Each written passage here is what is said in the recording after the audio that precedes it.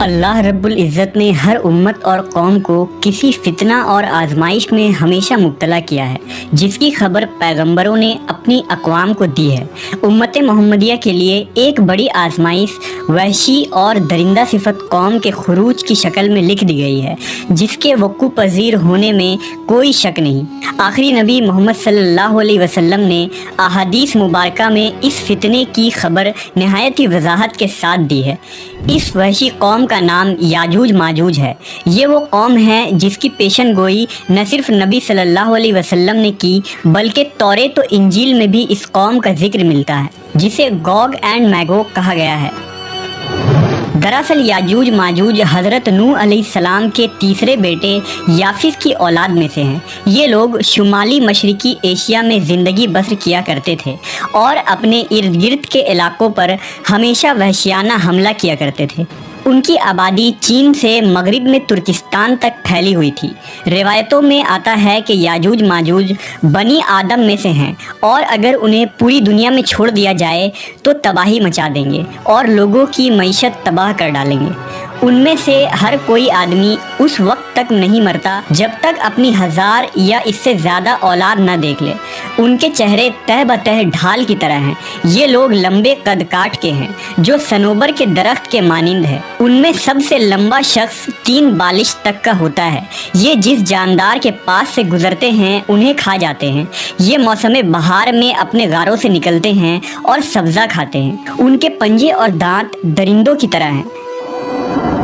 ہزاروں سال قبل اس روئے زمین پر اللہ کے ایک نیک بندے کی حکومت تھی، جنہیں ذوالقرنین کے نام سے جانا جاتا ہے۔ اللہ رب العزت نے ذوالقرنین کو زمین کے ایک بڑے حصے پر بادشاہت عطا فرمائی تھی۔ آپ نے مشرق و مغرب کا سفر بھی کیا تھا۔ مورخین کے مطابق ذوالقرنین کے نام سے قرآن مجید میں جس شخص کا ذکر آیا ہے، دراصل وہ ایران کا عظیم بادشاہ خورس تھا، جسے سائرس اعظم بھی کہا جاتا ہے۔ جب حضرت ذوالقرنین نے شمال کا سفر کیا تو آپ کا گزر مشرقی ترکستان اور مغولستان کے علاقوں سے ہوا۔ یہ علاقہ 2 عظیم پہاڑوں کے بیچ آباد تھا، اور پہاڑ کے اس پار یاجوج ماجوج رہا کرتے تھے۔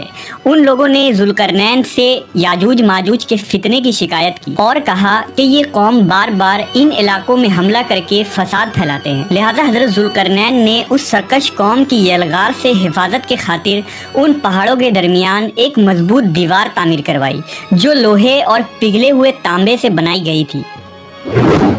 تعمیر مکمل ہونے کے بعد آپ نے اللہ کا شکر ادا کیا اور لوگوں کو آگاہ کیا کہ یہ دیوار وقتی طور پر اس قوم سے حفاظت کرے گی، لیکن ہر چیز فنا ہو کر رہتی ہے، لہذا ایک دن یہ دیوار بھی ٹوٹ جائے گی اور یاجوج ماجوج ان علاقوں سے نکل کر تمام زمین پر پھیل جائیں گے۔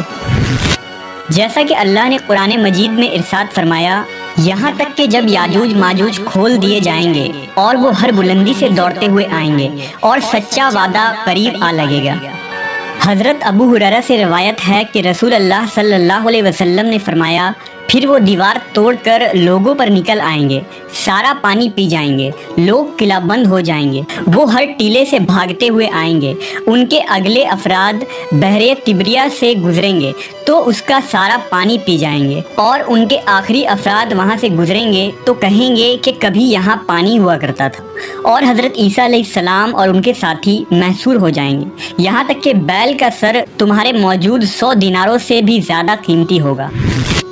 وہ اپنے تیر آسمان کی طرف پھینکیں گے، جنہیں اللہ خون لگا کر نیچے پھینکے گا، تو وہ کہیں گے ہم نے آسمان والوں پر بھی غلبہ پا لیا ہے، جس طرح ہم اہل زمین پر غالب ہیں۔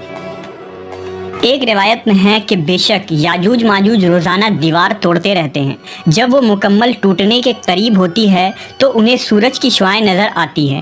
اتنے میں ان کا بڑا کہتا ہے، چلو باقی کل توڑیں گے، تو اگلے دن اللہ اس دیوار کو پہلے سے بھی مضبوط بنا دیتا ہے۔ جب ان کی قید کی مدت ختم ہو جائے گی اور اللہ انہیں لوگوں کے سامنے ظاہر کرنا چاہے گا، تو اس دن جب وہ سورج کی شعاعیں دیکھیں گے تو ان کا بڑا کہے گا، چلو انشاءاللہ باقی کل توڑیں گے۔ جب وہ اگلے دن آئیں گے تو انشاءاللہ کہنے کی برکت سے دیوار اتنی ہی ہوگی جتنی چھوڑ کر گئے تھے۔ یوں وہ باقی دیوار توڑ کر باہر آ جائیں گے۔ دیوار توڑ توڑنے کے بعد یہ زمین میں خوب قتل و غارت گری کریں گے۔ یہ سب قیامت کے قریب ہوگا۔ حضرت عیسیٰ علیہ السلام ان کے لیے ہلاکت کی دعا فرمائیں گے تو اللہ ان کی گردنوں میں کیڑے پیدا فرمائے گا جس سے یہ فوراً مر جائیں گے۔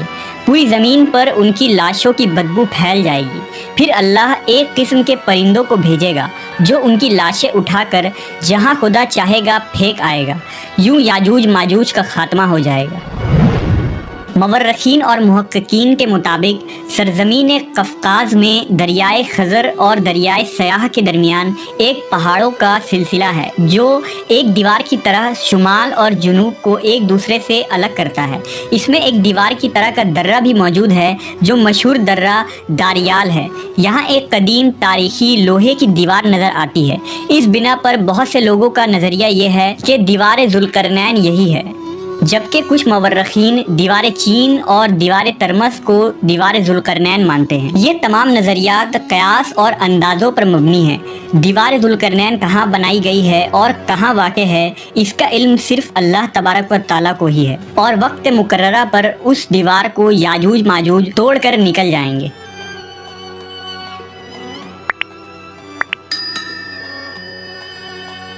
کی پناہ مانگتی ہوں۔ حضرت جبرائیل آپ کو تسلی دیتے ہوئے اور پیغام الہی سے باخبر کرتے ہوئے فرماتے ہیں، میں تو تیرے رب کا فرزدادہ ہوں اور اس لیے بھیجا گیا ہوں کہ تجھے ایک پاکیزہ لڑکا دوں۔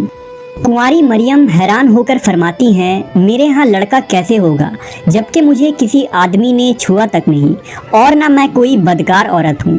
حضرت جبرائیل نے کہا، ایسا ہی ہوگا۔ تیرا رب فرماتا ہے کہ ایسا کرنا میرے لیے بہت آسان ہے، اور ہم ایسا اس لیے کریں گے کہ اس لڑکے کو لوگوں کے لیے ایک نشانی بنائیں اور اپنی طرف سے ایک رحمت، اور یہ کام ہو کر رہنا ہے۔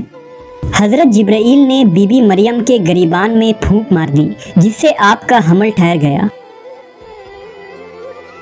جب حضرت مریم حاملہ ہوئیں تو یہ خبر بنی اسرائیل میں عام ہو گئی کہ حضرت مریم حاملہ ہو گئی ہیں۔ اس پر بہت سے لوگوں نے زکریا علیہ السلام کے گھر آنا جانا بند کر دیا اور آپ پر الزام بہتان لگانے لگے۔ حضرت مریم بیت المقدس سے نکل گئیں اور دور ایک مقام پر جا کر ٹھہری۔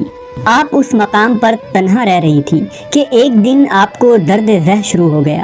آپ نے ایک درخت کا سہارا لیا اور تنے کو پکڑ کر نیچے بیٹھ گئیں۔ آپ جس درخت کے پاس بیٹھی تھیں وہ ایک خشک درخت تھا۔ جب آپ اس درخت کو ہلاتی تو معجزے سے وہ درخت سرسبز ہو کر پھل دیتا تھا۔ حضرت مریم درد سے بے چین تھی، بدنامی کا خیال تھا۔ آخر گھبرا کر کہنے لگیں کہ کاش میں پہلے مر گئی ہوتی اور بھولی بسی ہو گئی ہوتی۔ اس مشکل وقت میں اللہ نے حضرت مریم کے قدموں کے قریب ایک نہر جاری کر دیا۔